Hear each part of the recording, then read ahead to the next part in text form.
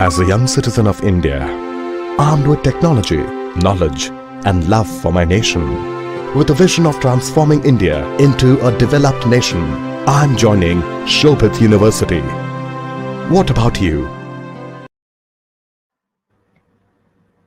Very good morning from Shobhit Institute of Engineering and Technology, Meerut, deemed to be University, Center for Agricultural Informatics and E-Governance Research Studies, and Center for Agribusiness and Disaster Management Studies. We extend greetings to all the participants from India and abroad who are attending today the National Webinar Series on Doubling Farmers' Income by 2022, Atmanirbhar Bharat in Agriculture. This webinar series is being hosted on every Thursday at 11 a.m. to 1 p.m. Indian Standard Time. Today is 27th May 2021. This webinar is on the topic, very important,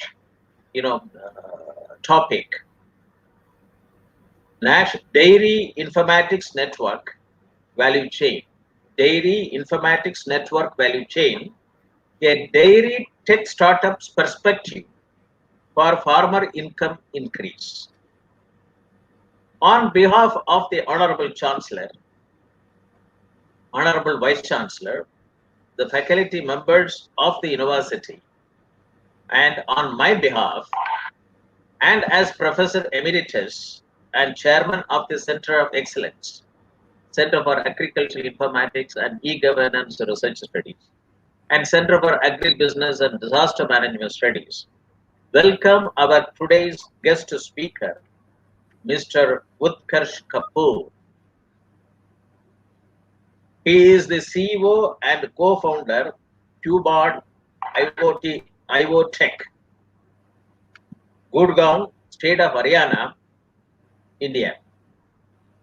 So far, under this webinar series, the university has organized 28 webinars on the topics role of agricultural cooperative societies and e-governance, blockchain technology-based fishery value chain, self-contained village, a felt need of the day, spices informatics network value chain, Lantana camera, a camouflage treasure trove, smart hill agriculture, Mera mobile, Mera marketing, integrated mariculture, aquaponics, and precision agriculture, in short, MAPA biofarms for income revolution, smart tribal agriculture, optimizing value chain, digital agri-tech, and industry perspective,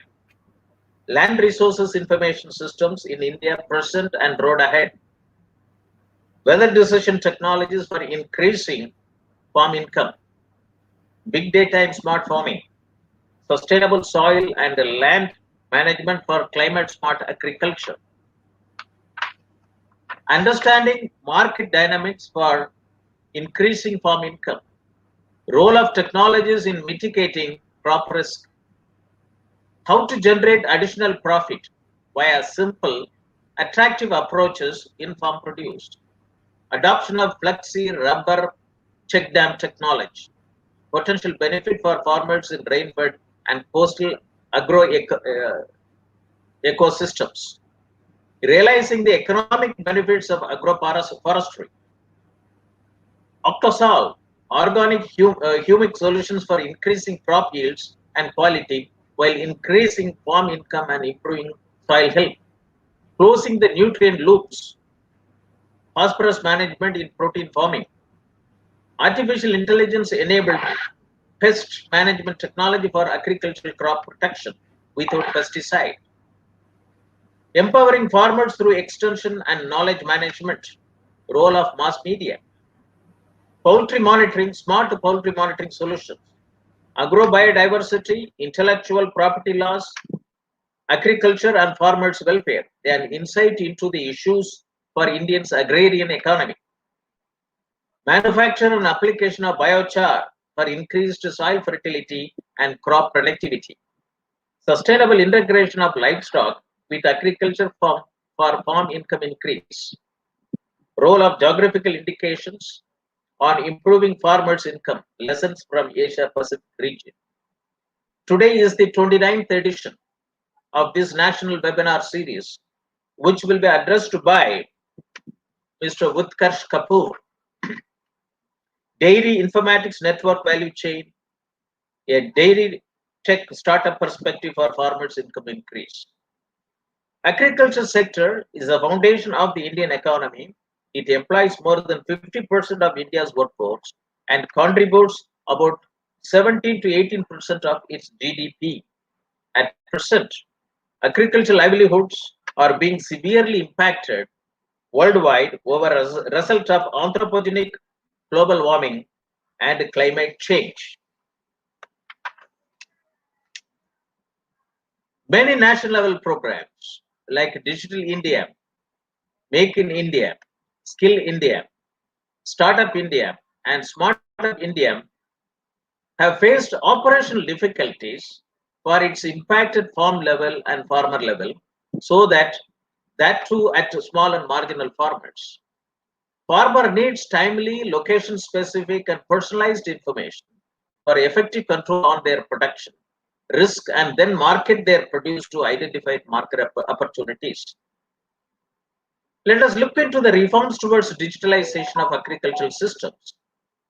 Doubling farmers' income by 2022 report to 2018 talks about strategic use of digital technology in farming systems life cycle through 7 mission mode projects.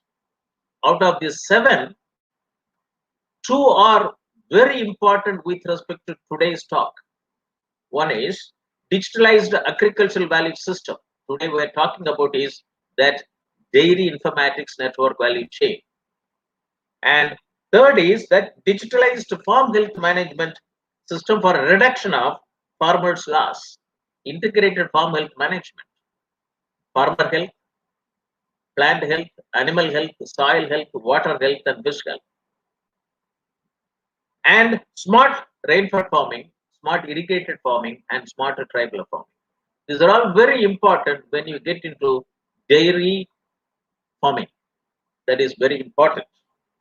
There are 3 farm acts which came into operation during 2022, during 2020. These are also very important acts for making farmers' income increase. Atmanirbhar Bharat, the road ahead.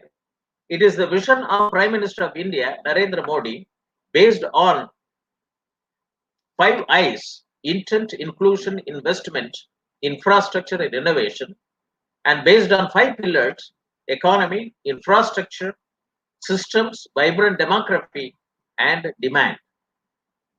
It was announced on 15th May 2020 by the central government. And Atmanirbhar Bharat in agriculture, it was announced as a third tranche of Atmanirbhar Bharat Abhiyan, which has got rupees 1.5 lakh crore as its booster. And this has got vast reforms, large scale reforms in the livestock sector. Now let us look into Indian livestock sector. It is predominantly rural and an integral adjunct to crop husbandry. Since ancient times, animal husbandry and crop husbandry are twin occupations which are practiced by the rural households. In fact, combination of livestock rearing and crop production enables fuller utilization of farm byproducts that would otherwise become waste, conserves soil fertility, and increase the household income.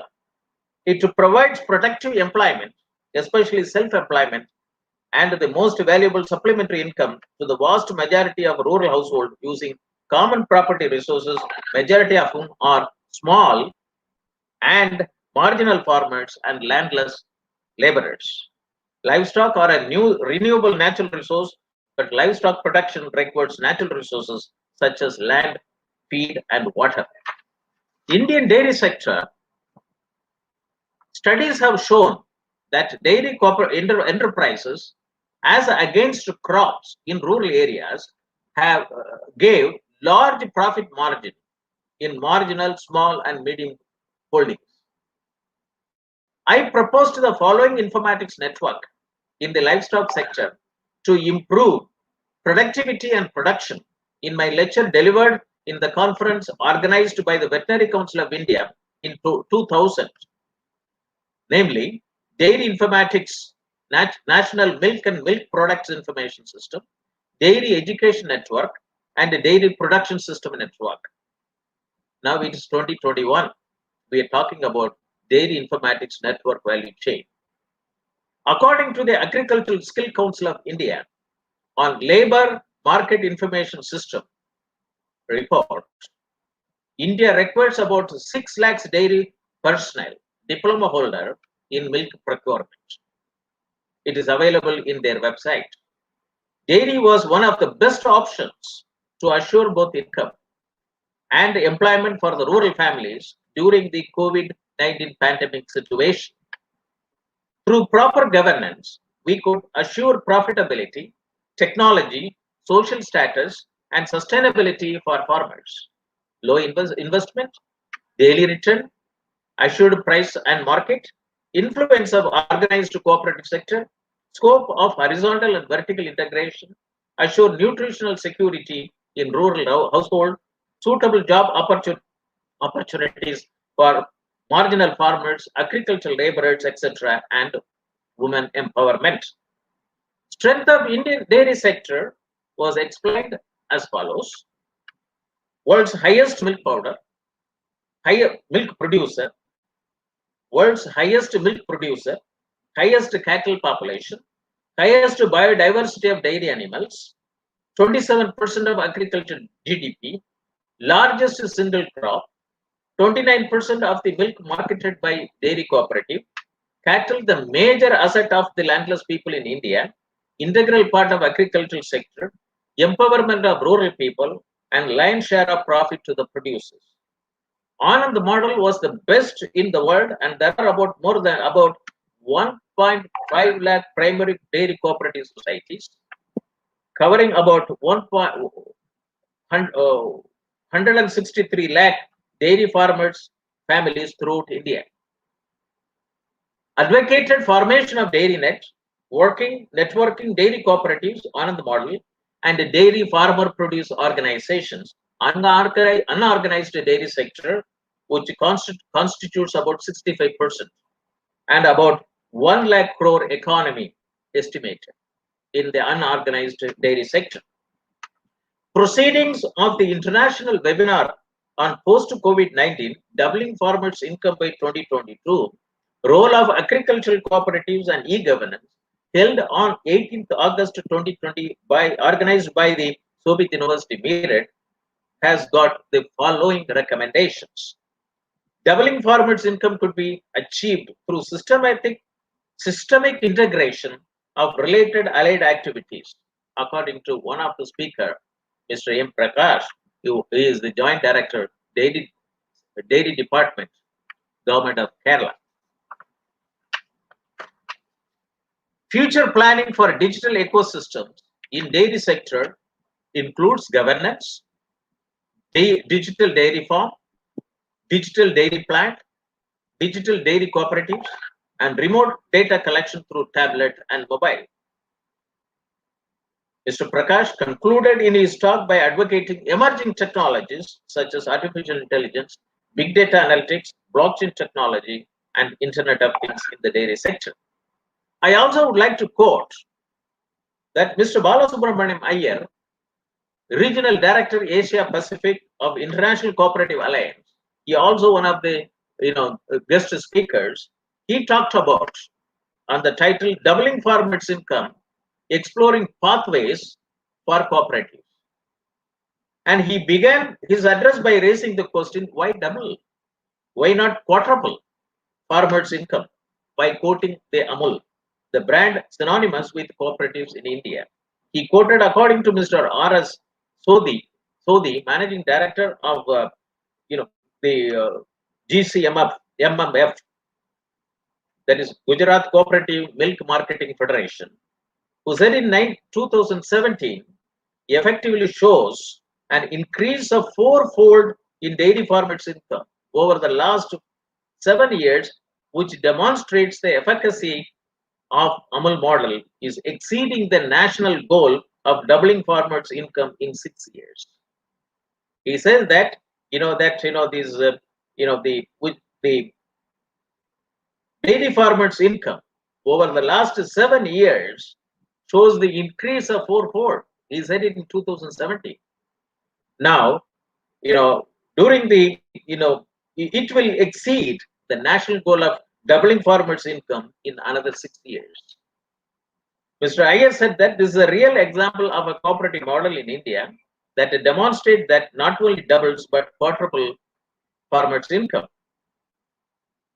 I quoted from the address of Dr. Ashok Dalwai, the chairman of the Doubling Farmers' Income by 2022 in that conference. He said it. He made a lot of references to Dr. Varghese Kurian, the father of white revolution in India, that how Dr. Kurian stood for ethical values and personal integrity, and also how he made the white revolution as a transparent revolution in India. As the chairman of the Doubling Farmers' Income by 2022 committee, Dr. Ashok Dalwai has visualized greater role for agricultural cooperative societies and e-governance by recommending in volume 11, section 3.2.5 of the report 2018 that the need for development of a network of cooperative societies, CoopNet, and the automation of each cooperative society, e-cooperatives, to facilitate governance and operational efficiency in the cooperative sector is good for rural India. This will go a long way for cooperatives to ushering in efficiency and effectiveness to their service delivery through imbibed values such as ethical, integrity, transparency, and traceability. Dairy value chain, it plays a significant part in numerous aspects of Indian society, including cuisine, religion, culture, and the economy. The economic impact of the dairy industry in India is substantial. Most of the milk produced comes from buffaloes. Cow milk is a close second, and the goat milk is a distant third. Large variety of dairy products are produced in India. Dairy imports into India are negligible and subject to tariffs. Domestic industry is regulated by government agencies such as Ministry of Animal Husbandry, Dairying and Fisheries, National Dairy Development Board, and Food Safety and Standards Authority of India. India has the highest level of milk production and consumption of all countries.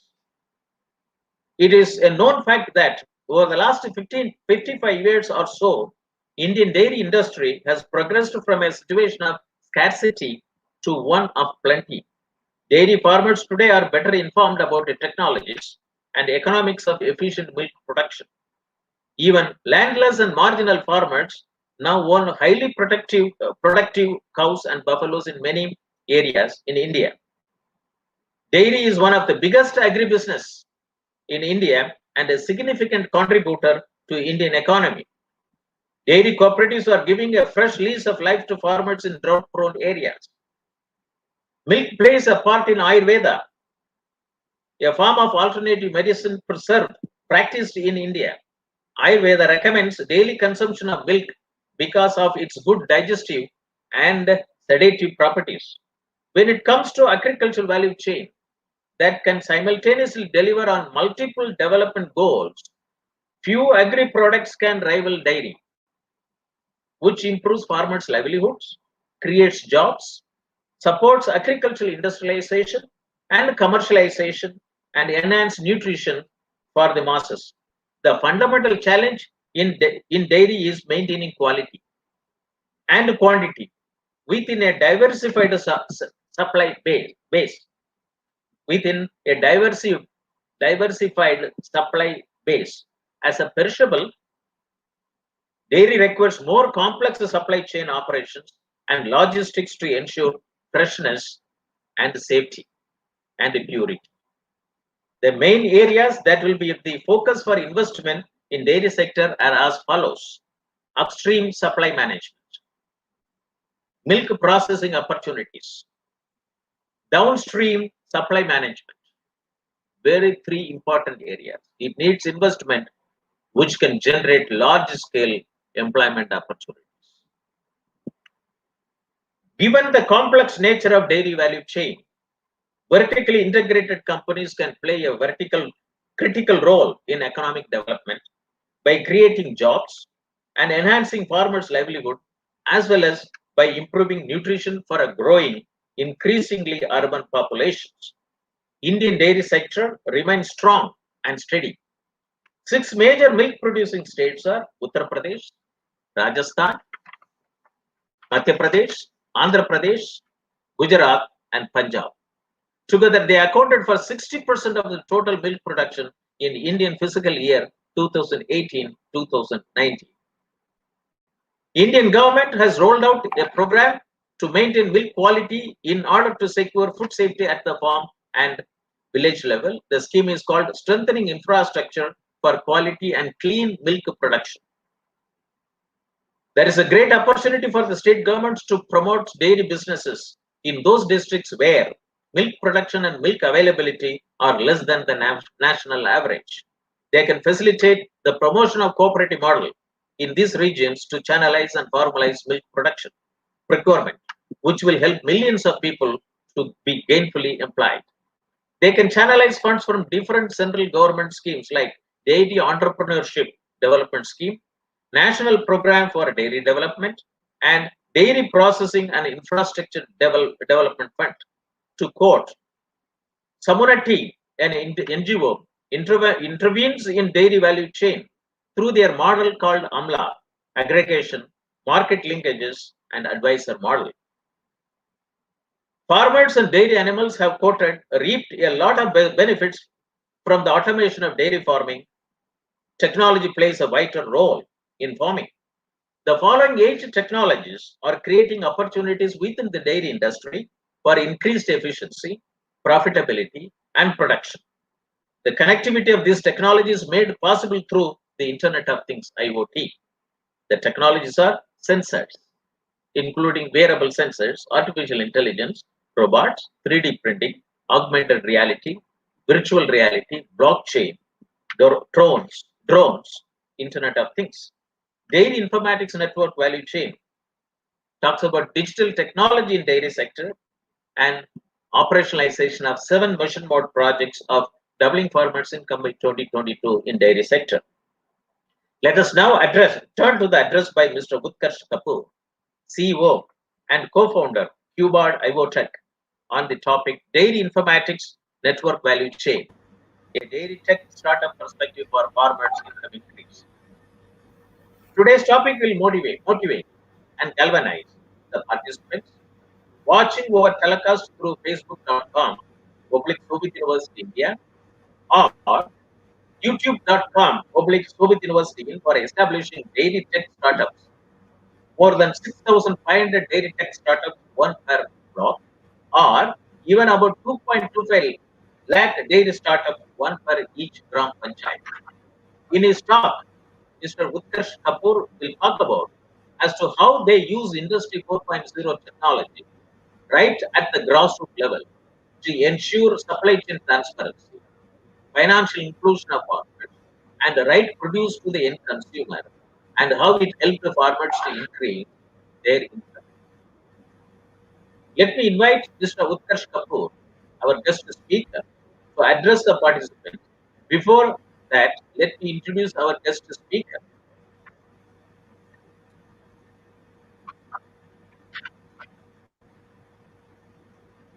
Mr. Utkarsh Kapoor. Mr. Manish, can you? Mr. Utkarsh Kapoor, CEO and co-founder, Qboid IoTech, Gurugram, State of Haryana, India. Mr. Utkarsh Kapoor is a change manager, a management consultant, and an entrepreneur. He is an alumnus of INSEAD and has completed his general management program in 2018. In an international career spanning over 22 years, he has worked for many multinationals to improve their operational efficiencies and top line revenues. He has rich and vast experience in the areas of strategy and implementation of change management techniques, robotic process automation, and digital strategy implementation in ITES, DTS, and insurance industries. With proven abilities, he says, I have spearheaded multiple programs to improve and introduce multiple consumer service channels across various industries and geographies.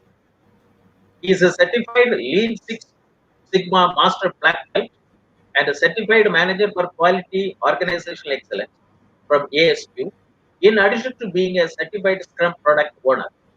He likes spending his weekends working with farmers to produce organic food, which he has now been doing for over 7 years. Qboid IoTech was incorporated by 5 instate co-founders with the mission to help improve farmer situation at grassroots level and use technologies to improve milk quality, digitize the supply chain, and use data to improve the efficiency of the supply chain. We use, he says, we use Industry 4.0 technology right at the grassroots level to ensure supply chain transparency and financial inclusion of the farmers and right to produce to the end consumer. We welcome Mr. Utkarsh Kapoor to the National Webinar Series on Doubling Farmers' Income by 2022, Atmanirbhar Bharat in Agriculture. On the topic, Dairy Informatics Network Value Chain, a DairyTech startup perspective for farmers' income increase. Over to you. Thank you so much, Professor Moni, and thank you so much, Shobhit University, for having me here. I'm very pleased, to be speaking to you guys and discussing today as to how dairy informatic network value chain can help improve farmer level income, at the grassroots level. I will quickly share a presentation.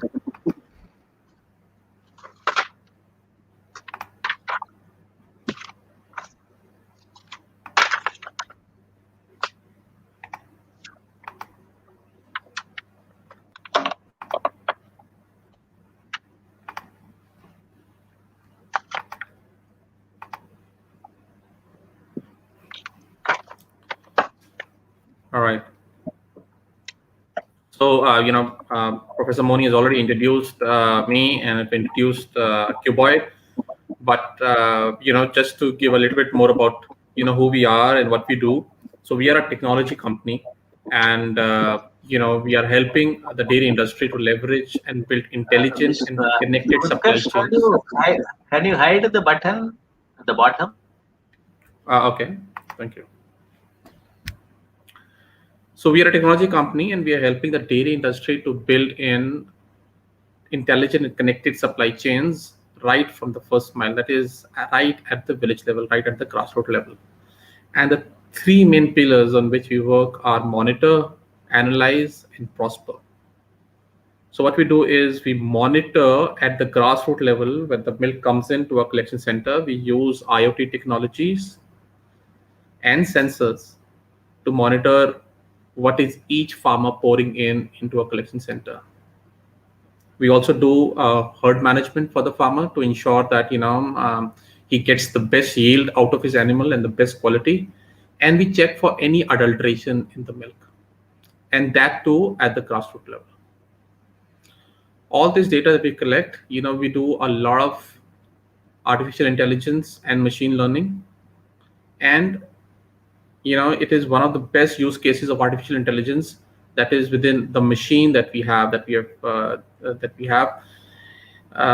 It uses AI to detect milk adulteration, and probably sometime later in some other series within the university, we can also talk about as to what the machine does and how do we use AI in that machine. But it is one of the best use cases of as to how AI is used at the grassroots level.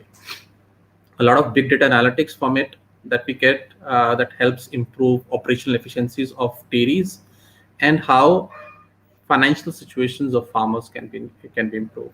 And then there is fintech solution for the farmer that helps them get the right price, one, for the produce. Second is as to how we can give them a lot of financial services to the farm level. So this is what the company is. Now, the entire thing about the big idea about milk and why we're kind of getting into the dairy supply chain perspective. We used to import milk till about 1970s. That is when the white flood operation happened. And Amul came into perspective. And today, the industry we are the home to the largest dairy industry with an annual turnover about 105 billion USD. It's about 7.7 lakh crores. This is just a huge number when you look at it. And this has been one of the greatest turnaround stories of independent India. But as we are growing, we need to ensure that we measure the efficiencies within the data, within the supply chain. We need to make sure that everyone in the supply chain is getting the right produce, is getting the right quality, and is doing the job correctly. And for that, we need to measure the entire supply chain, and that is where the industry 4.0 tools and techniques comes in. And this has happened because now we have the technology to do that. So milk aggregators are seeking effective ways to eliminate leakage and enhance the quality of procurement. So they need to understand that the price that they're paying, the dairies, the price that they're paying, there's no leakage in the system, and as to how wastage could be reduced, and how they could get the cost of poor quality could be, the cost of poor quality can come down. On the other hand, we are working to understand from a farmer perspective, the farmer gets the right price for his produce. How can he or she enable and get higher yield from the animals? What do they feed to the animals, and how can they do herd management better? So from both these perspectives, our solution works to improve the supply chain efficiencies using technologies, while creating a platform for farmer inclusiveness into the financial services by the use of fintech. And we create a export-worthy product, a product which has of the highest quality, a product which can have traceability, a product which everyone knows within supply chain is pure and of the best quality, and how data can be used to verify that information. So that is what we do. And we address this starting from the first mile, starting from the grassroots level. Now feel free to ask any questions, and I'll keep checking with Manish if there are any questions, and I can probably take those questions and answer them. No, sir, still So, no. Looking at where we want to go, we have to first understand where we are right now. So there is a national action plan that was developed by Department of Animal Husbandry, Dairies and Fisheries. And the NAP had two key goals. The first was to increase the milk production from about 164 million tons in 2016-17 to about 255 million tons by about 21-22. That was the first goal.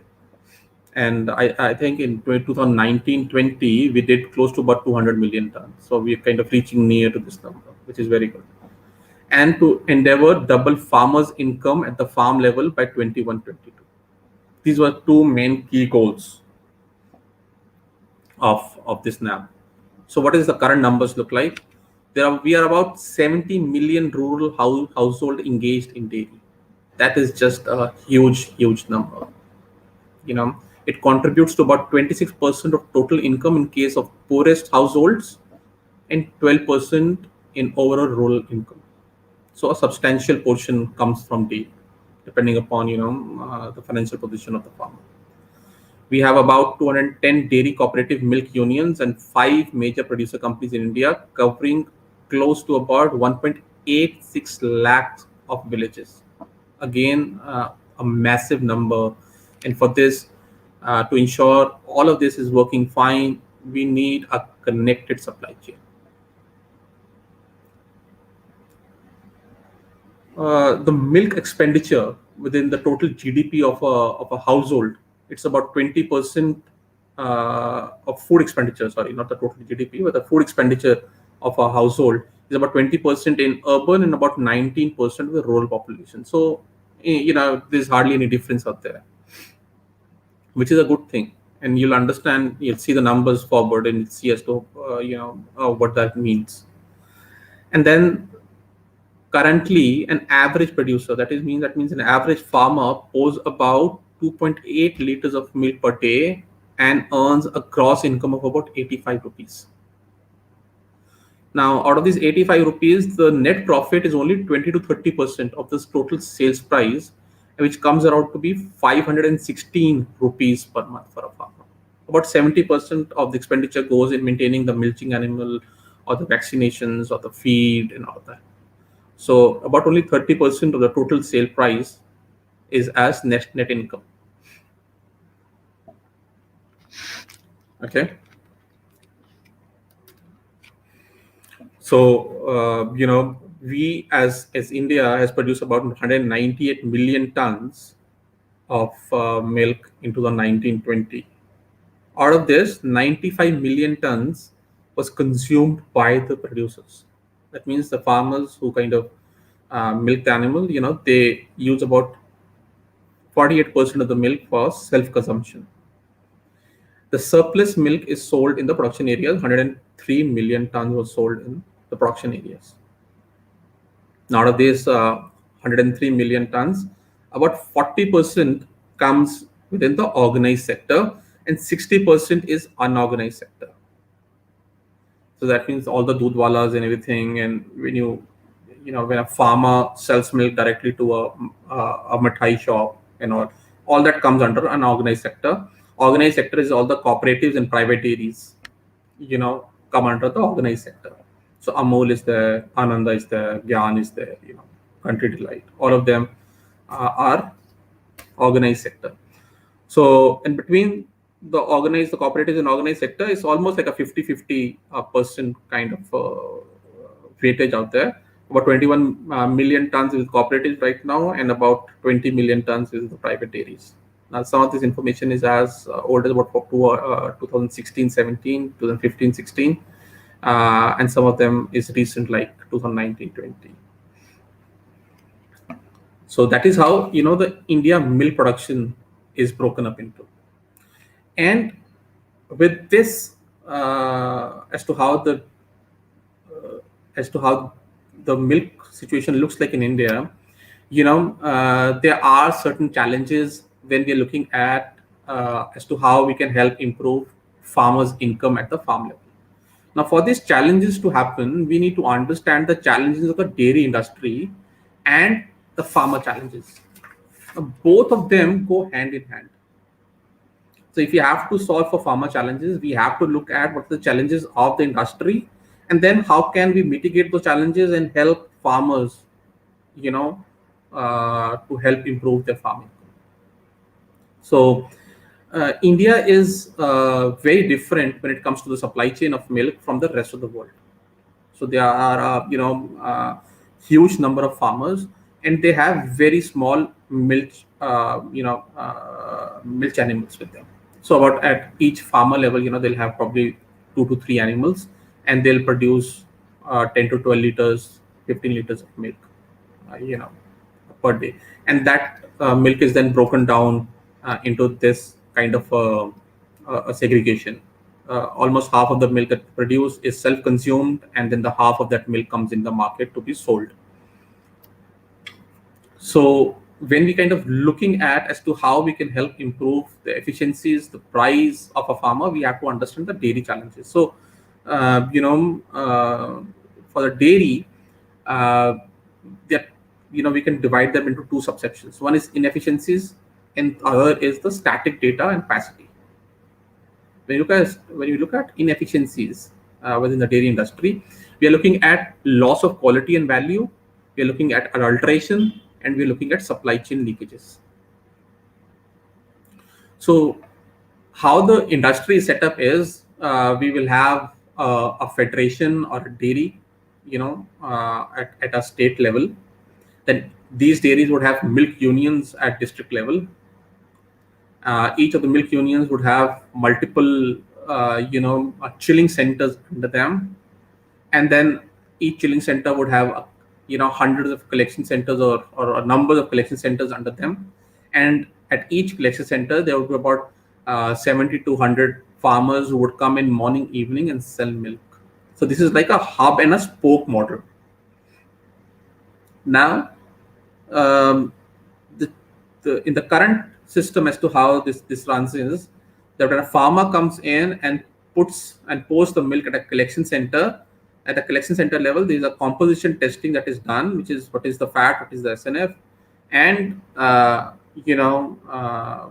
price is decided for the milk, and then depending on how much milk is poured in by the farmer,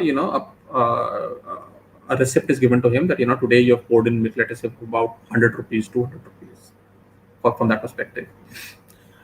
Similarly, in the evening, this kind of a milk collection happens, and if there is this collection center is not a BMC, it's not a chiller, it's not a bulk milk cooler out there, both morning, evening, the Sahayak has to take the milk to a chilling center. So he would take the milk to a chilling center, would pour the milk out there. Again, a testing would be done at the chilling center. And then from the chilling center, the milk is sold to a transporter, and a transporter would take it to a dairy, and dairy would process the milk and would give it out to the distributors and to the retailers. And that is where, people like us go and buy milk today. And that is how the entire supply chain kind of looks like at a very high level.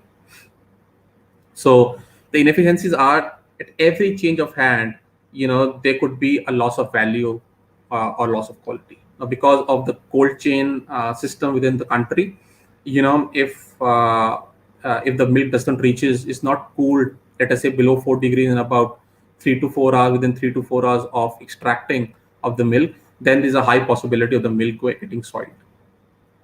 So if the milk is not reached on the time at time of or well within the time of reaching a collection center or the chilling center, high probability that we will lose that milk.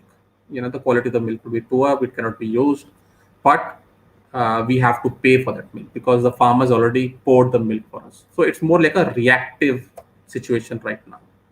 Now, because there's so much of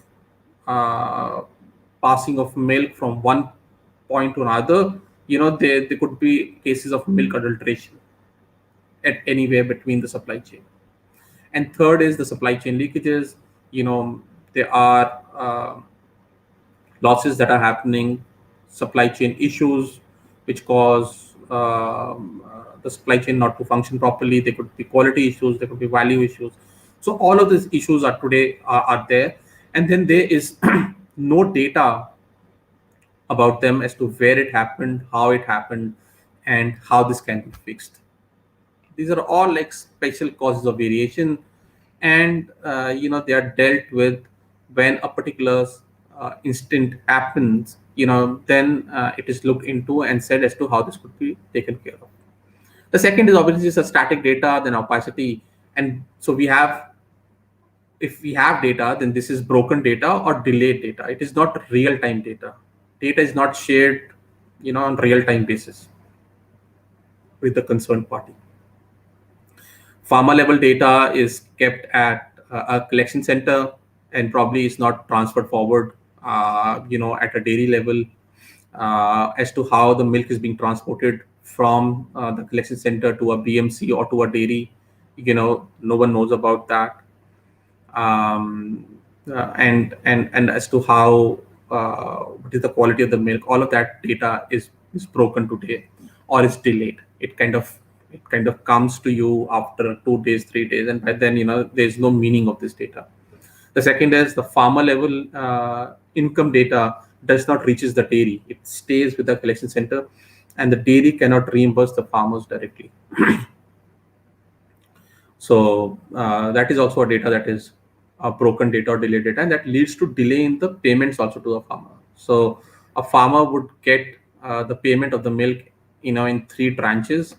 So from the 1st to the 10th of pouring details are shared with the dairy. That is when the reconciliation happens at the dairy, and then the payment kind of comes from the dairy to a collection center and from a collection center to a farmer.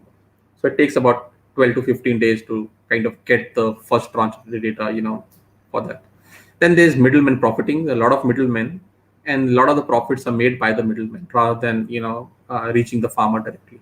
Because there's no supply chain transparencies, there's no traceability within the supply chain, middlemen profiting is there. And then all of this leads to lack of farmer trust and loyalty.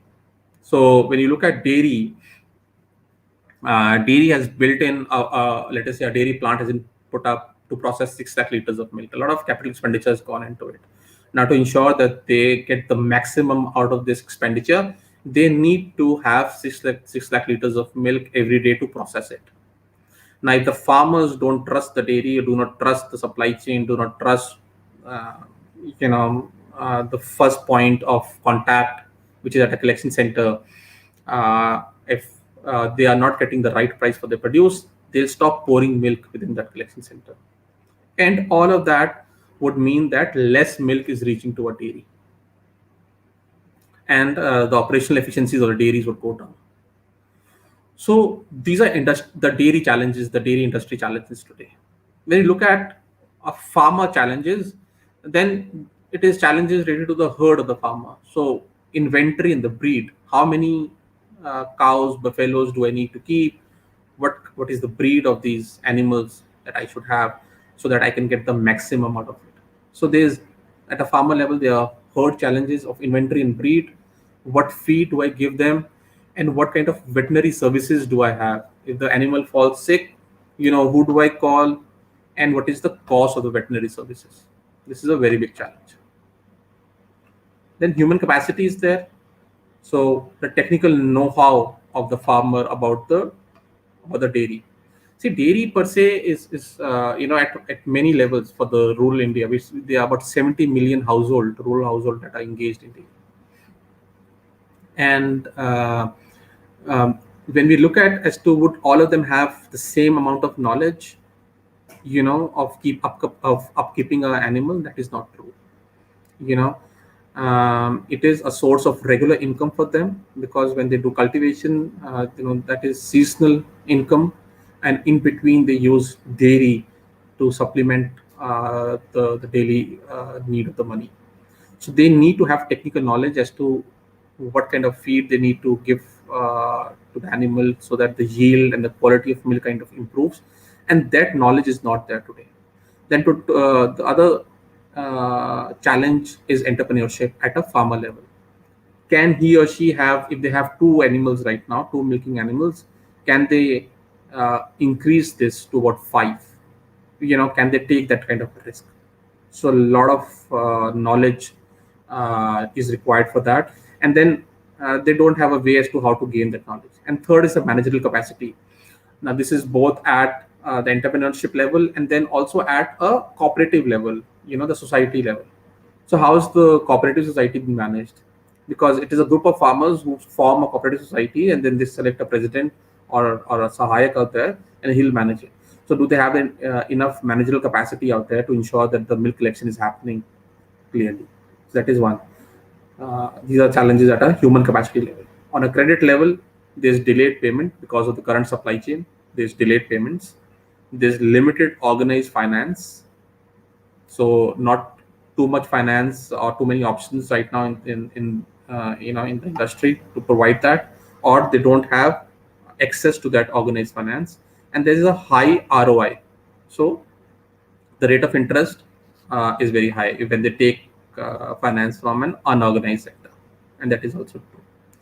And the external factors today, so poor knowledge transfer, there's lack of social trust, and SME accessibility. There's certain external factors that kind of impact as to what are the challenges of the farmer when it comes to increasing their income. Okay. Now, if there are any questions, again, I would say, and Manishi, I would request you that if you, because I can't see the screen right now, if there are any questions, feel free to interrupt me in between and ask me to answer those. All right, moving forward. So this is how the current supply chain looks like. You know, a farmer comes to a collection center to sell the milk. At a collection center, there's composition testing happening, and the farmer ledger is maintained at the collection center. Now, this talks about this diagram talks about as to how the milk moves from a farmer to a end consumer, how the information moves from a farmer to an end consumer, and then how the money moves from a dairy back to the farmer. So three levels, and we'll discuss those. So let us talk about the milk movement first. The farmer comes, sell milks at a collection center. At a collection center, the composition testing is done, which is the fat and SNF testing, and a farmer ledger is maintained at the collection center. The collection center would then sell the milk to a transporter, who would then take the milk to a BMC, and at BMC level, again, a composition testing is done. Again, from a BMC, a transporter would take the milk to a dairy, and a composition and adulteration testing is done here. So there's no other adulteration testing that is happening within the system right now. Because it takes time today, the technology that is there, and this is the as-is situation right now. And then the payment and the information also, you'll see that the farmer level information remains at the collection center, the transporter information remains at a BMC level, and then from a BMC level to this transporter information remains at a dairy level. So the dairy would not know how many farmers came in to a collection center today, how much milk they poured in, what is the quality, fat, SNF, all of that.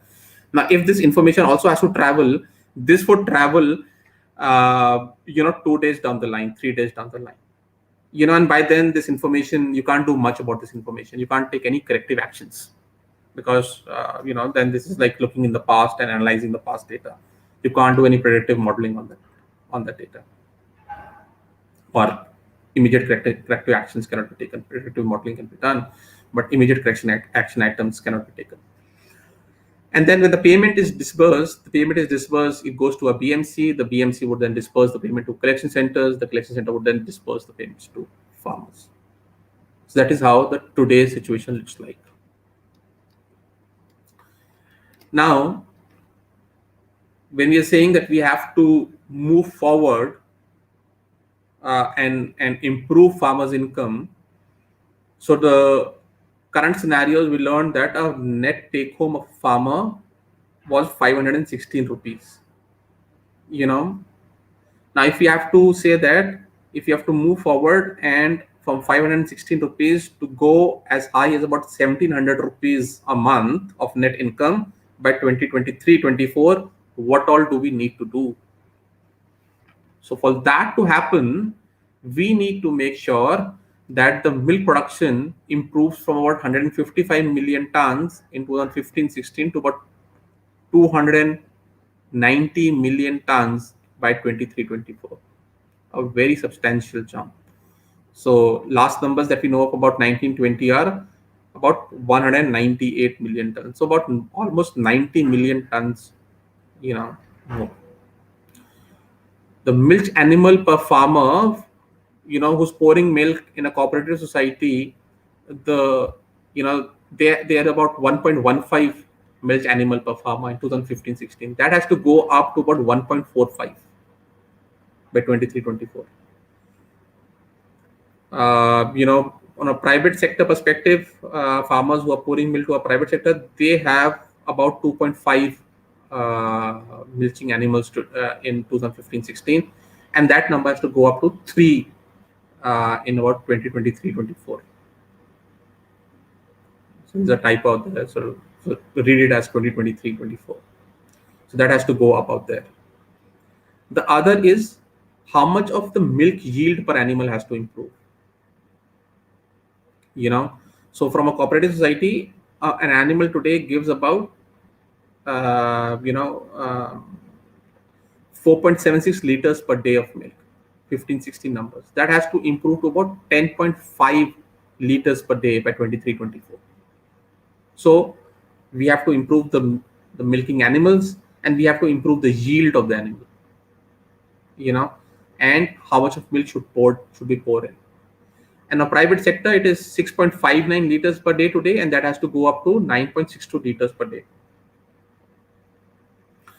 Now, if we improve the quality of the milk, so farmer income is dependent upon three factors. One of the factors is the price of the milk. The second is the quantity of the milk. And the third factor is the quality of the milk. Because cooperative societies or the dairy industry would buy milk for a fat percentage in the milk. So how much of cream is there in the milk, and they would buy with that pricing. Now, when they look at these three factors, so we are talking about the milching animals going up. So each farmer needs to have more milching animals. Each milching animal should produce more milk.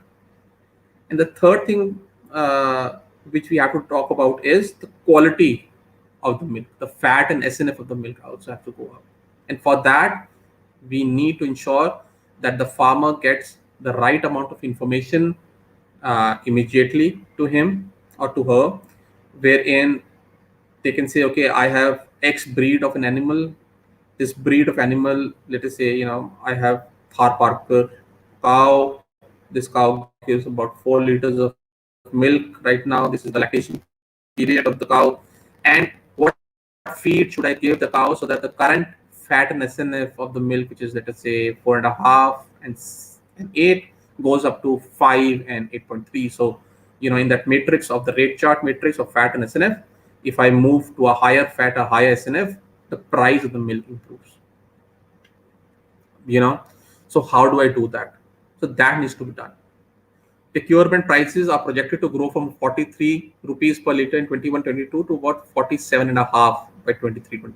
So the price are projected to go up. Sale price of milk would grow from 61.5 liters from the current scenarios to about almost 68 liters by 23-24. If we buy milk at a higher price, we have to ensure that we sell milk at higher prices to make sure it is viable business. Average in milk productivity would require also to grow at about 4.7%. So one is that you have milking animals. Second is how many of these animals are in the milking period, are milking at that perspective. So the AI, the artificial insemination supply chain, that is to improve. So, and we have to make sure that the in milk animal productivity kind of grows annually at about 4.7%. And the same time, the in milk bovine population should also grow by about 3.7%. That means that we should have more of female cows, and that is where artificial insemination kind of comes in. Also, the milk distribution, let us say in 2016, and as we discussed previously, 48% is consumed by the rural population, the household, the producers themselves. About 52% is the surplus milk that is sold, within the market. And of that, about the breakage of 52% is that 31% is unorganized, dairy cooperative is 10%, producer company is 1%, private is about 10%. So 10 plus 1 is 11, 11 plus 10 is 21, 21 and 31 is 52%. That's how it is broken up. Come 2022, we should see that because of the milk production improves, the yield per animal improves, the total milk that is being produced right now, only 40% of that is consumed by the producer. So this number has to go down. The surplus has to improve to about 60%. Another very important point for a farmer level to improve his income is that unorganized sector should come down from 31% to about 19%. We see more and more milk being poured into dairy cooperatives and private players taking up a larger share of the organized sector and the surplus market. And in 2024, again, making sure that 40% of milk is consumed by the producer, 60% is is surplus. Unorganized market has to reduce down to about 8%. Cooperatives have to go up to about 20%. Private producer companies have to go up to about 2%, and private dairies have to pick up a lion's share of the organized market, 30%. That is almost 50% of the surplus has to be taken by the private dairies. Now, for all of that to happen, they need to set up large infrastructure at a village level. They have to reach areas where they are not there today, set up collection centers, set up supply chains, and a lot of infrastructure availability has to be made sure that is already there. And for that, we need to make sure that the challenges of the dairy are taken care of, so that there's an incentive for them to open this up. Obviously, government can provide some subsidies and all, but they have to make sure that operational efficiencies are maintained. And for that to happen, we need a digitalized supply chain. And that is where the dairy informatic network value chain comes into play. We are making sure that the data is real time, reaches the right stakeholder at the right time, and rather than any reactive measures to be taken, we can take proactive measures. Before something happens, we are able to analyze that this is happening and how can we correct that.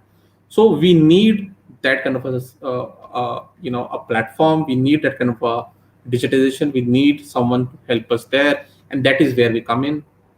So we monitor the supply chain, we analyze the supply chain, and we ensure that there's prosperity within supply chain, and right from the grassroots level.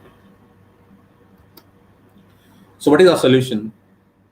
So ours is an ecosystem of connected devices, big data analytics, fintech, provenance, purity and quality enabled through IoT, and then empowered dairy businesses. So what we do is we have connected devices, we have IoT devices from a farmer level, to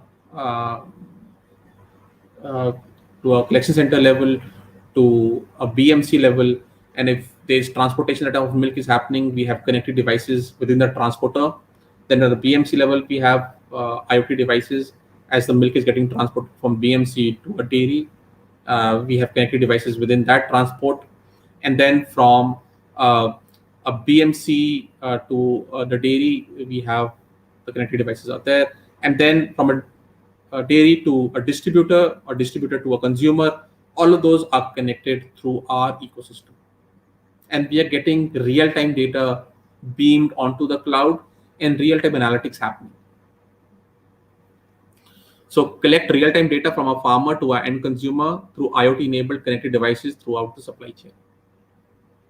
So this is a eDPU of application that we have. It's a mobile-based application, and it kind of collects which farmer ID has come in, what kind of a milk type, a buffalo or a cow milk type he has bought in. And because we are capable of detecting adulteration right at the grassroots level, we can say, okay, what is the fat SNF, how much of quantity of milk has come in, and what is the fat, and whether the milk is pure or adulterated. And at that level itself, we are able to identify if we are getting any adulteration within the system or not. Now, this is beamed on a real-time basis, is beamed to the dairy. So everyone within the dairy network understand that, okay, somewhere an adulterated milk came into the system, and how can we deal with the adulteration?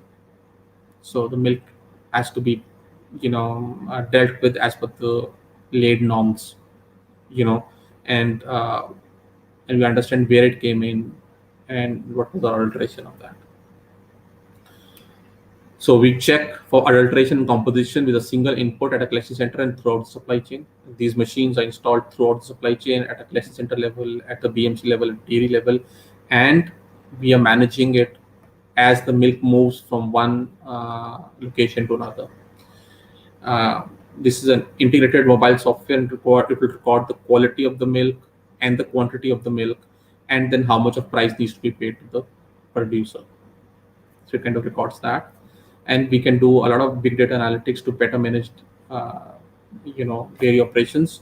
And then a fintech solution to understand that how because we understand how much milk is being poured by each farmer, we can create an agri-level score for them, and then provide them with a lot of financial services, which helps them improve their credit position within the society, and how can they prosper with more credit coming to them.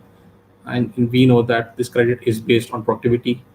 So this is productivity based credit. We know that this farmer produces this much amount of milk. If he or she is taking credit, basis this quality of data, then there's a high probability that the money is going to come back along with a ROI that has been decided for it.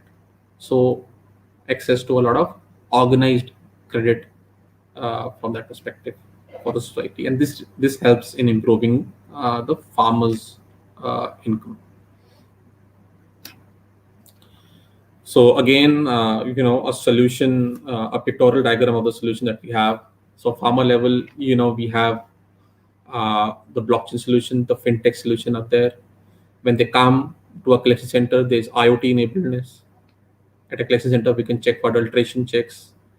As the milk moves from a collection center to a transporter to a BMC, we have a mobile application that tracks the transporter, how much time, which route he has taken, how much time is he stopping at each collection center to collect milk, and all of this is geotagged, and it's more or less like an Uber-based application. So we can set predefined routes for them to follow, and we can also see as to how much time they're spending at each collection center, and if there's any delays, real time push notifications, messages are dropped in, and then real time communication can happen with the transporter. So that could happen. As when it reaches the BMC, again, real time checks are done at the BMC level. Adulteration checks are again done to make sure that when the pure milk started from a collection center and has been handed over to our transporter, and the transporter came in and gave it to us at the BMC, the milk is still pure. We have the same amount of fat and SNF in the milk, because this data is being shared real time. Again, from a BMC level, when it is being transported to a dairy, we can do that. We can put in RFID checks and all of that to ensure CAN inventory management, automating a lot of the supply chain issues from that perspective. A lot of data analytics that we do is for the farmer, is for the collection center, is for the transporter, is for the BMC, is for the dairy, and all of that is real time within the application per se itself. You can see real time data getting plotted out there. And then as to how this data reaches the end consumer. So the end consumer is also sure that the milk that they're buying, that they're drinking, is of the right quality, and they're paying the right price for they produce. So we make the entire supply chain transparent. We enable traceability for the end consumer and for the dairy. We enable fintech solutions for the farmer. We enable data analytics for the dairy to ensure that the operations are seamless. We identify any leakages within the system at the real-time environment and able to provide solutions very fast to that, to understand where the leakage is happening. We have a lot of data to understand where the leakage is, and it becomes a very connected supply chain. So there's provenance and there's fintech on top of that, and kind of gives you a solution, which is well knitted solution and is required for this industry right now. I haven't got any questions so far. I hope there'll be certain questions and I can answer those. So this is how the new supply chain would look like. Again, we have the farmer, and there's a dashboard for a farmer. So in a mobile application, a farmer can log into our mobile application through his or her login IDs, and they can see how much of milk they are pouring in to a collection center, what is and since our machines are now all IoT enabled and everything, there's no manual entry at a collection center. Even the weighing scales are IoT enabled. So when a farmer comes in and pours the milk at a collection center, you can see that this is an IoT enabled collection center right now. the moment they weigh the milk and they put up and they test the quality of the milk, the data is transferred from the machine to the cloud solution, to Orights cloud. The moment it happens, the data is transferred to the cloud solution. And the moment data hits the cloud solution, it is shared on real-time basis with the farmer, with the collection center, with the BMC, with the dairy, that this farmer has poured in this amount of milk at this collection center. So real-time data transferring happens. Farmer can log in into his ID and see what was quantity of the milk poured in, what is how much is the price due to him, and then he can view all his previous records. All right. Dairy also understands that this farmer from this collection center has poured in this much amount of milk today. So at a farmer level, there's financial products, agri-CIBIL score, and direct payments. And we'll talk about these in a moment. Again, when the milk moves from the collection center to the BMCs, again, there is geotagging happening for the transporter. We understand on real-time basis how much milk is there within this tanker, and they're all RFID enabled, and geotagging is there, and GPS enabled. When it comes to a BMC at a chilling center, again the composition and adulteration testing happens, and there's again tamper-proof collection, both obviously at a collection center and now at the BMC also. This tamper-proof collection, IoT data is also there, and the data is uploaded into the cloud solution, and dashboards automatically updated with this data. And as the milk moves from a BMC to a dairy, again we do composition and adulteration testing here. We have farmer level data available, as I said. We have BMC level data available. We have collection center data available out there, and then we have traceability of the data. And we can make sure that the supply chain, right from the start to the end, there is composition testing plus adulteration testing that is happening. Now, because we have farmer level data available, the dairy can push the farmer level data, using the farmer level data, the payment directly into the farmer's bank account using the payment gateways. So today, because the farmer has to wait 12 to 15 days to get the payment, now this can start happening immediately. Now, if you have to become a $5 trillion economy, we have to make sure that farmers have enough disposable income in their hands so that the GDP of the country can grow. And that would only happen if they are handed over the money sooner rather than later. So today, it takes about 10 to 15 days for them to get the money, is only because, today, and this is how today's supply chain looks like, it's all broken. The farmer level details are not forwarded to the dairy. They are kept at a collection center. And then, it is a batch of, after 10 days, a batch is sent from a dairy from a collection center to a dairy. A batch is sent from a collection center to dairy that this farmer poured in so much amount of milk in last 10 days. Then at a dairy level, they will do reconciliation. They will do, and then decide, okay, this amount of money that needs to be paid to a collection center, and collection center, after getting that money, would then reimburse the farmer. But when all of the data is on real-time environment, then you collect every day, twice in a day. The moment the farmer pours in the milk, the data is transferred to the dairy. And the dairy on real-time basis doing reconciliation is understanding that and can start transferring this data to a farmer on regular intervals. From 10 days or 15 days today, it might come down to the weekly. Then tomorrow it might come down to every other day, every 3 days. And then probably at a certain point of time could also mean it could be on real-time basis. And blockchain on top of that kind of enables you to do it more securely and ensure that the data is not tampered anyhow. This is all into a blockchain environment, and it has a different use case also. But let us understand right now that within the supply chain as to how this blockchain will also be used out here. So the farmer would have money reaching to his bank account or her bank account more quickly, and they'll be able to expense that money, spend that money on the household expenditure, and as they do that, the GDP of the nation starts going up, and it's today it is about rural economy has substantial impact on the GDP of the country, and as more and more money comes in faster, the GDP improves. And then all of this data, if the dairy wants, can also be shared with the consumer out there. The transparency data. The consumer can also understand by scanning a QR code on a pouch of milk or entering the patch ID,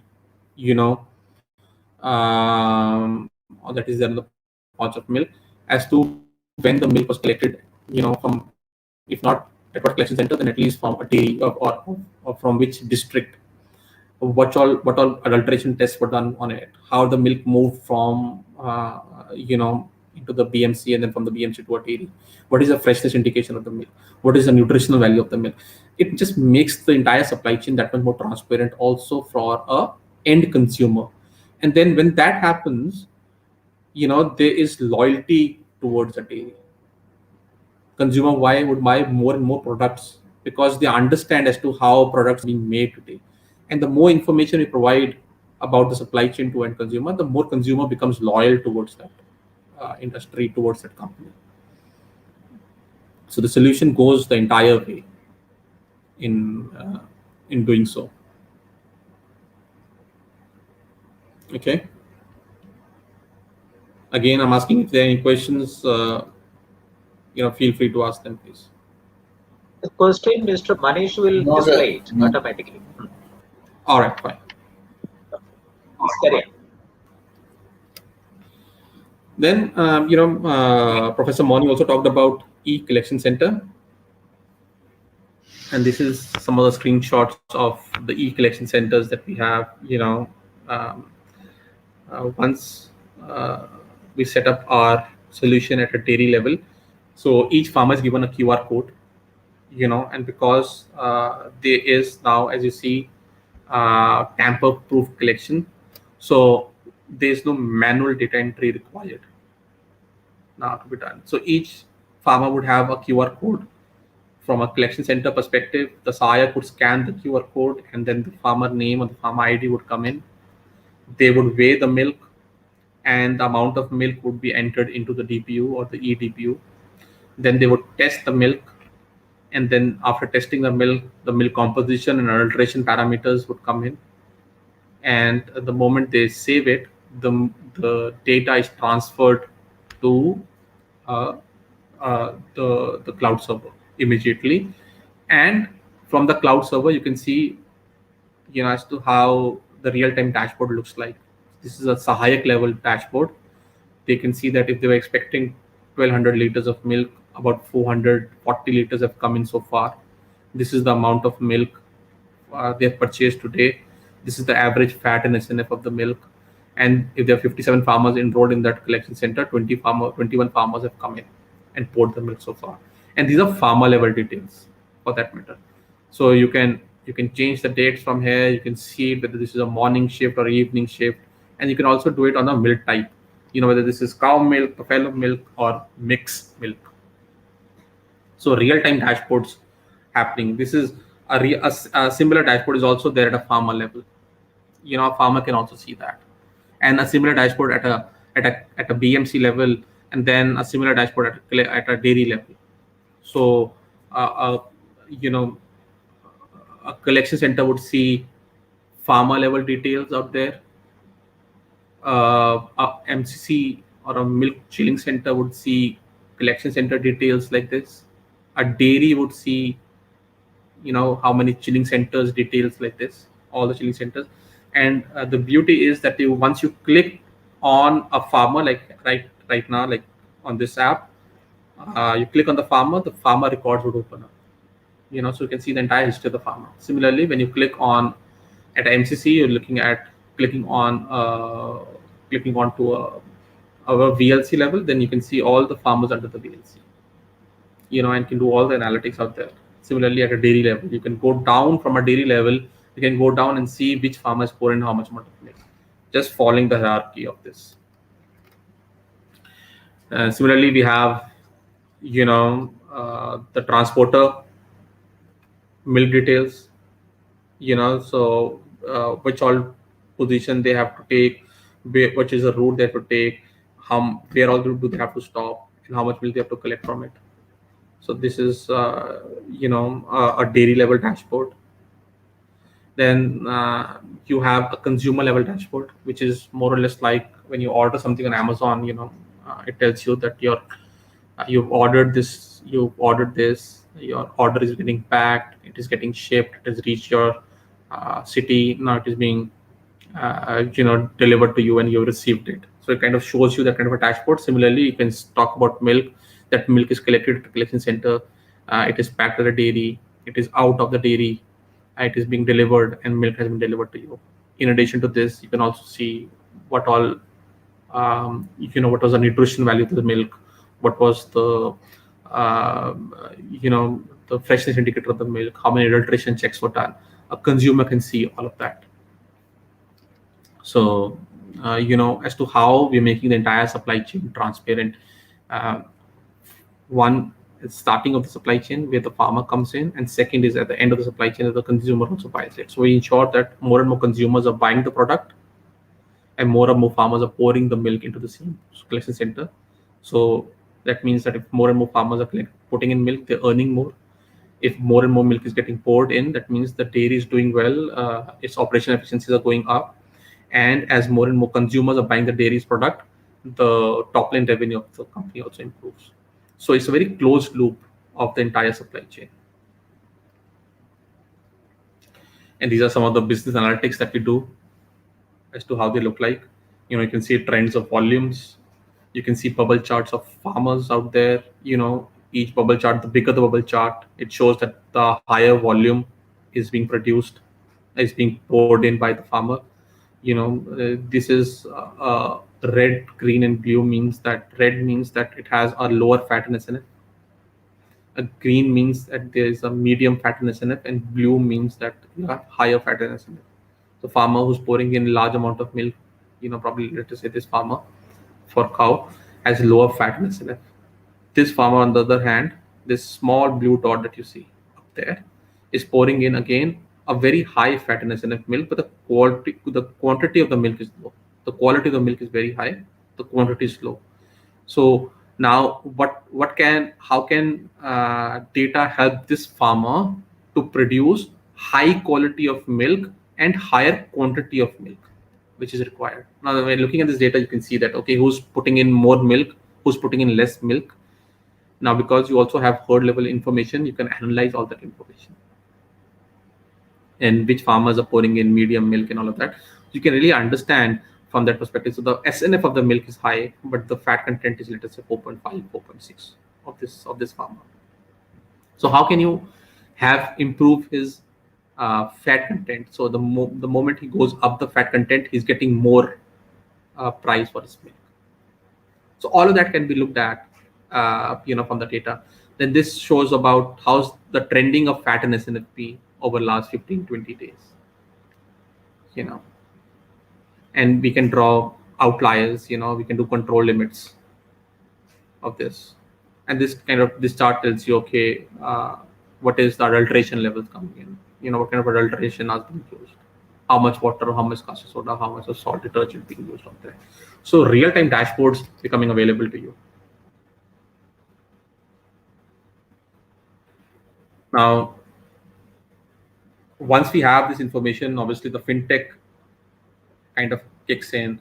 We create our own agri-CIBIL scores. So when a dairy farmer sells milk to the collection center, where system records the farmer data and adds it to his profile. So all of this is IoT enabled. Industry 4.0 means that we have an IoT enabled device, and then we have a software that complements it.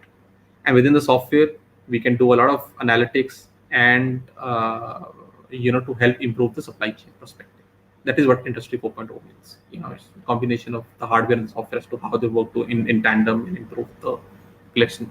So when the farmer comes in, we kind of record farmer data and adds all of that to his profile. Over time, data reaches an appropriate sample size, allowing it to be analyzed for productivity and quality-based predictions.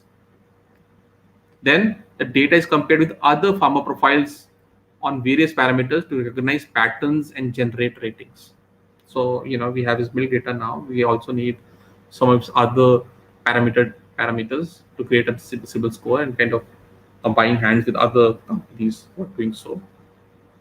These ratings are used by financial players in collaboration with Qboid to provide an easy and cheap finance to a farmer. So we are helping provide credit to a farmer through organized ways. That means at lower ROIs, where he or she are not taken for granted. Recommendation tips are shared with farmers to increase productivity. Now, since our application is there at a dairy level and at the farmer level, a lot of information can flow directly from the dairy to the farmer. They can share a lot of videos, a lot of information as to how to improve the yield of the animal, how to provide best veterinary services to the animal. What feed do they need to give to the animal to improve the yield, and they also see that tomorrow we kind of building a lot of AI into the animal health perspective. If animal is ill, and let us say the fat SNF drops or there's salt content in the milk coming in, so is there an animal which has metatitis, and we can see that from the data if the salt content in the milk is going up or down, or there's adulteration of salt happening. So we can check with the farmer if there is metatitis. We can send a veterinary doctor to a farmer's home and see that, okay, go and check the animals of this farmer and see that everyone is doing fine. And if there's any veterinary services required, then those could be subsidized by the dairy. Real-time good veterinary services are being given to a farmer at the right time so that they can save their animals. The medication cost is low because through data we'll understand that in good time, in real time, that what is the health of the animal. And the right amount of medical help can then reach that farmer and can save the animal. That is a huge cost, and obviously then animal comes back to good health and start producing milk, which can then further be sold into the market. So all of that is done. All of this with improved productivity and along with ease of funds contribution to increased income of the farmer. And that is how we kind of close the loop from a fintech solution perspective. All right. So the impact is we have a grassroots input and a national output. So there's growth and prosperity for the farmer, and there's economic upliftment. So easy access to capital through organized finance will allow farmers to open endless doors of growth and prosperity. Farmers can invest in more cattle, modern tools and equipment, better farm inputs, and avail veterinary services. So from a growth perspective, from a prosperity perspective, that is what we do. Third is the economic upliftment. Increasing in saving investment will lead to better family welfare and improved standard of living by means of better nourishment, education, health, and insurance. UNICEF ranks lack of funds as fourth biggest roadblock to girl-child education. Once all of that is there, you'll have more of girl-child education. It will also give access to proper sanitary napkins for women and vaccination for children. So a lot of economic upliftment happening with this. All right. So this is what I had to share today with you guys as to how dairy informatic network can really help improve can work at the grassroots level. What as a company Qboid is doing, what our solution is, where all are we implementing it. So we are very glad that we have some good customers with us right now. Amul is one of them. They have tested our machines extensively, and then we are supplying to them. We have Country Delight as a customer, we have Gyan as a customer, and then we're working with various other big organizations, both in private and cooperative levels, where that's testing our software, our machines, our systems, our ecosystem, and have shown very keen interest into all of that. So I think from that perspective, this looks good. This is the right time to enter, and work on this. I think the industry needs it. And as Professor Moni said in the morning, it is as you're building up the informatic network, uh, of dairy. So you look at the plant, you look at the animal health, you look at the farmer health, both from his personal hygiene, his health perspective, his financial health perspective. You look at as to how the supply chain health is, so that the dairies have enough money, they're making enough money so that they can expand into further villages. As they expand into further villages which have not been covered with them today, the unorganized sector goes down and there's more organized sector. As we collect more data from organized sector, we'll be able to provide more funds, more organized funds to the farmer to help improve his situation, and that would again lead to a lot of prosperity coming into the rural India. So that is again a entire circle, and we in Qboid are very pleased and very happy that we can be part of this journey, and are hoping to see more and more success coming our way. So thank you so much for listening to me today. I can take questions now. You can post questions later. If you feel like you want to ask questions, you can post later, or I can pass on my details to Professor Moni. And if you feel like reaching out to me to understand more what we do and how we do it, I'd be more than happy to talk to any of you. How to take this further. So thank you again, Professor Moni. Over to you. Thank you very Mr. Utkarsh Kapoor for your very important talk today on the title Dairy Informatics Network Value Chain. And as a DairyTech startup, you have, as you said very clearly, that it's the purity, traceability value chain, and you proved it. The way in which you talked about it. And if India has to achieve the $5 trillion economy, please think about the farmer and dairy farmer. And you also closed the loop.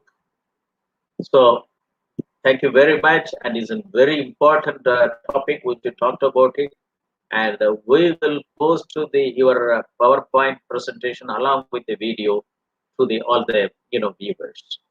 Now our Honorable Chancellor have joined now. I will welcome him to give his military address, and then I'll propose a vote of thanks. Welcome, and welcome to our Honorable Chancellor, Shri Kunwar Shekhar Vijendra. And we had the address by Mr. Utkarsh Kapoor. He is a very, experienced, startup in the area of dairy technology startup. And the way in which he has put the name of his startup is Qboid. It means that very strong at the grassroots level. And he explained very effectively that if India has to achieve the $5 trillion economy, dairy value chain is more important. And I'm very happy that even though in '95 I proposed a dairy informatics network value chain, and in 2000 I proposed a dairy dairy network, information network. And today Mr. Utkarsh gave the meaning to that. He said that it is essential that the dairy informatics network value chain is necessary to make the 60% surplus milk as a meaningful economic ingredient for economic upliftment from the grassroots level. He said the social impact is that grassroots level input for national level output. And his technology design solutions, he also named it as O right. It is not even O left, it is a O right solution. That it is a solution which is a closed loop. It means that it is end to end. And it is a very important thing, and it is also a good case study for any rural youth who wants to establish a dairy tech startup. And this is the case study. And we are very happy to bring Mr. Utkarsh Kapoor. Is a dominating entrepreneur in the DairyTech startup through our national webinar series on doubling farmers' income by 2022. I will introduce our Honorable Chancellor, Kunwar Vijendra, to the audience. Shri Kunwar Vijendra is the co-founder and Chancellor of Shobhit Institute of Engineering and Technology, Meerut, a NAC accredited deemed to be university, and Shobhit University, Gango, Uttar Pradesh. He is a prominent social entrepreneur based in New Delhi and carries leadership role in many organizations. He has been nominated as the co-chairman of National Council of Education of ASSOCHAM, the oldest apex chamber of commerce in India for the year 2020 and 2021 and 2021 to 2022. Sri Kunwar Vijendra is a persistent advocate of initiatives for education for all, secular values, crisis management through diplomatic and peaceful ways, and globalized systems of learning and harmonious coexistence. He has been instrumental in the development of a number of higher education institutes in North India, including 2 universities, many research centers, an Ayurvedic medical college, College of Naturopathy and Yogic Sciences, and a 100-bed Ayush hospital. He is instrumental in establishing 4 centers of excellence: Center for Agriculture Informatics and E-Governance Research Studies, Center for Agribusiness and Disaster Management Studies, Center for Informatics Development Solutions and Applications, and Center for Industry 4.0 Solutions and Applications in the university to promote informatics and technology-led development in rural India. He is also planning to establish a Center for Health Informatics and Computing in the university. He is very actively involved with a number of social organizations. Acknowledging his contribution in the areas of education and other concerns, he has been copiously honored and awarded.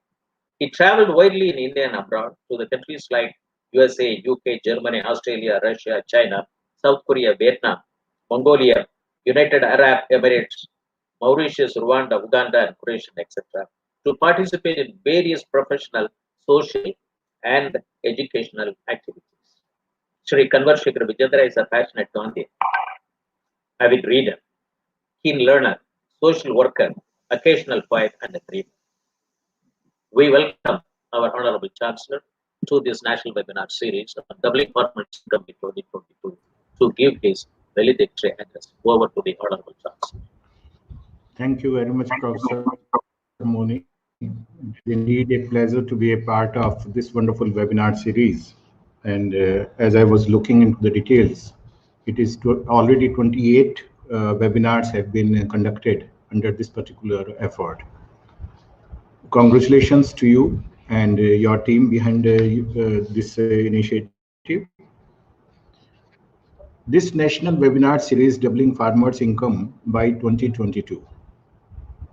It has got its inspiration from the aspiration of our Honorable Prime Minister, Shri Narendra Bhai Modi ji, when he said that by 2022 we have to work and ensure that our farmers' income is increased, and it will be good if it can be doubled.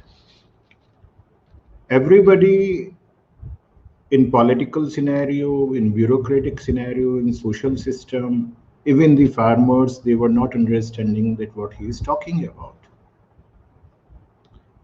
Because everybody wants that there should be a wonder, a magic should happen without doing anything. But I am happy that at Shobhit University, our Center for Agriculture, Informatics and E-Governance Research Studies and Center for Agribusiness and Disaster Management Studies decided that we should develop a platform where policymakers, technocrats, bureaucrats, progressive farmers, educationists, researchers, scientists, they must come on this platform and share their experiences, their exposure, their innovation, their research, that how they are adding value to the income of farmers, so that the world can know. So that the young boys and girls, those who are studying agriculture or otherwise, they can see it is as a very profitable, a very possible sector to work. Thank you very much, Mr. Utkarsh Kapoor. It was indeed a very wonderful presentation. I was listening you during your presentation, and what I can say that your name speaks about what you spoke, Utkarsh. Professor Moni, Utkarsh means excellent, and it was not only Utkarsh; it was very meaningful also. You know, generally what happens that everybody wants to go to a sector which is well established, where challenges are less, and everybody knows that what they can expect from it. I always say that jumping into a red ocean may be good, but creating a new blue ocean is what is required in this country. We had always been known for that. And as today's topic was dairy informatics network value chain, and you spoke about your initiative, you spoke about the possibilities, perception, perspectives, and what can be done. This is exactly what is required in the country. Historically, if we look at right from our ancient times, if we look at Mahabharata, Gita, Ramayana, or so what we see that dairy had played a very important role in everybody's life. We all were having cow, we all were having animals, and they were part and parcel of every family. And they were adding a lot of value to every family. Now, with that ancient historical fact, adding to it technology, modern technology, definitely once it will come together, the ancient knowledge and latest technology. If they come together, the things will start changing. And this is exactly what you are doing. These are two such sectors which are very important for the country, but unfortunately, they are least bothered by anybody and everybody, even policymakers and everybody. Very few people are talking about it. One is veterinary. You talked about that yes, your this initiative will help farmers also, because I hail from a small place in West Bengal.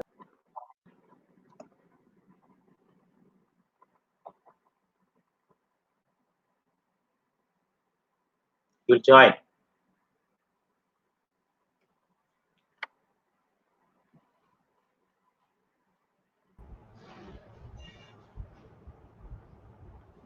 It seems there was some issue.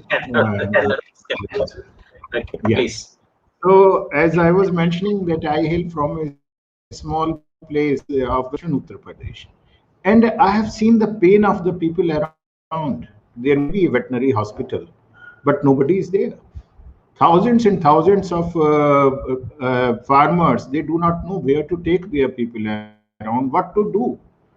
And definitely, if technology is there, if we know exact the problem, then in future maybe telemedicine can be one of the thing. Teleconsultancy can be one of the thing. And as the same way as you're talking about supply chain using AI, using block chain, and all those things, all technologies, this is exactly what is required to be done. I'm really happy, Professor Moni, that Mr. Utkarsh Kapoor was with us today. And very important thing, when you were introducing briefing about his presentation, you mentioned, which is very important, and the gist of the complete presentation and this initiative of Shobhit University, that grassroots level input and national level output. This is exactly what is required.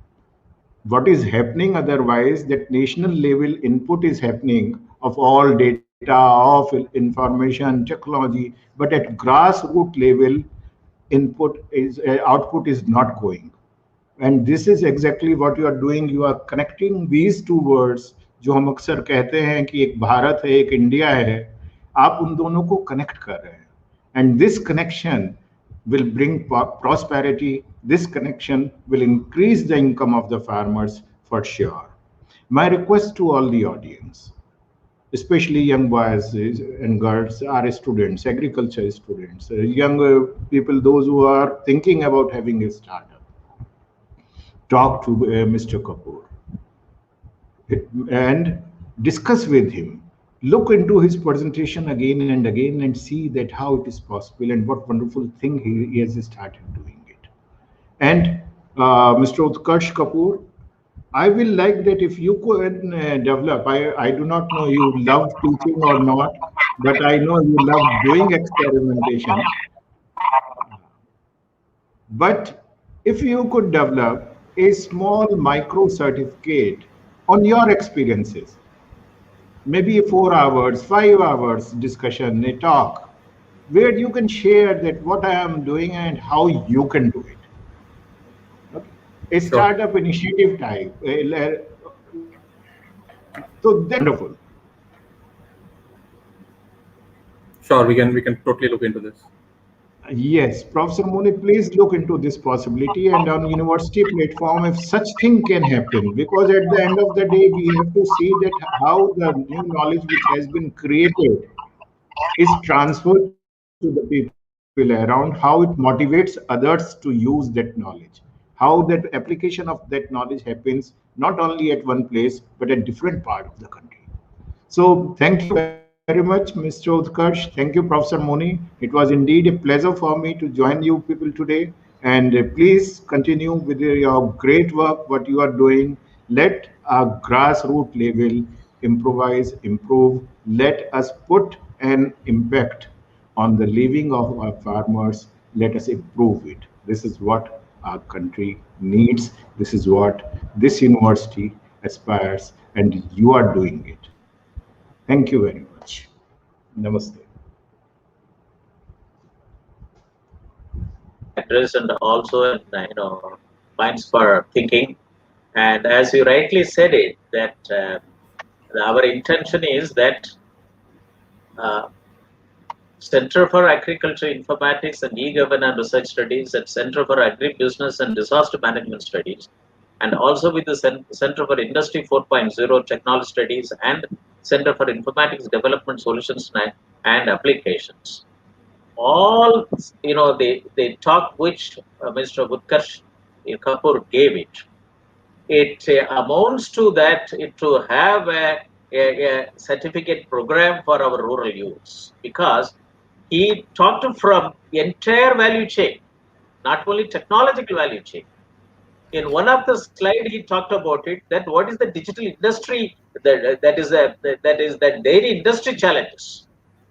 He talked about 2 headings, 6 parameters, and farmers level challenge. He talked about 4 headings, and each heading 3 parameters. And he structured one. It means that 18 parameters as a challenge in both in digital the dairy industry and also dairy farmers are facing. And it is true that he is dealing with a perishable commodity. And in a perishable commodity where he has talked to us and he has shown it that how the existing infrastructure can be mapped with the digital technology. That's what he has brought out as a Qboid, that cloud system. And he was considerably able to bring in, with the fintech and traceability with the blockchain technology and artificial intelligence, machine learning. He says that the turnaround time is reduced like anything. And he is brought in a solution which can put money in the pocket of the farmers in a decisive manner. And he also given that Government of India, he also quoted Government of India projection figure, and he says that by 2024, this is what is going to happen. That we need to have more private, dairy, players, and to absorb surplus milk into, money, economy. And this is where the digital technology will play an important role. And this is fitting into a 6 months diploma program for our rural youth to be absorbed, to be trained. According to the Agricultural Skill Council Skill Council of India, they have suggested we need about 6 lakhs, dairy professional with the dairy diploma holders. So now the diploma holders have to be an IT professional, knowing dairy milk procurement value chain. So this is an important thing that the country needs. About, according to the government's projection figure, we have to train 6 lakhs professionals. And you have the technology, you have put it on ground, and then you are a person trained from an international management institute from Paris. And this DairyTech has been founded by 5 such people from the same institute. And you have seen the whole world work with multinational organizations. So, and now you brought your expertise to the grassroots level. I was overwhelmed when I saw your last slide, grassroots level input to the national level output. That is more important. And I always tell that village is not like last mile connectivity, it is a first mile connectivity. You just to put the other side down, let us not have a rear image. You have to have a larger image, distance image. And it is a village is a first mile connectivity. And I am very happy for hosting this lecture today. It is a very important, lecture by you. And I am very happy that you joined. And I am also very happy that our Honorable Chancellor has given his thought process very effectively. That he said he's from an farming family who's doing agriculture, and also in the educational service. He's from the 3rd generation, and he knows the value of education at the grassroots level. And that's why he said it that this has to be converted as a certification program. We welcome you, and please join with us and have a diploma program from this July academic year. This is important, and thank you very much to you and your team, and also our Honorable Chancellor for taking time to join with this program. Thank you very much. Thank you. And with this, I thank all the participants and for their participation. And we greet from Shobhit University. And if you have any research inquiries, please contact Professor Moni, Professor Emeritus and Chairman of the Centers of Excellence, former Director General, National Informatics Center, Government of India, New Delhi. My email ID is moni@shobhituniversity.ac.in. Thank you very much. And we close the webinar and leave studio. Thank you.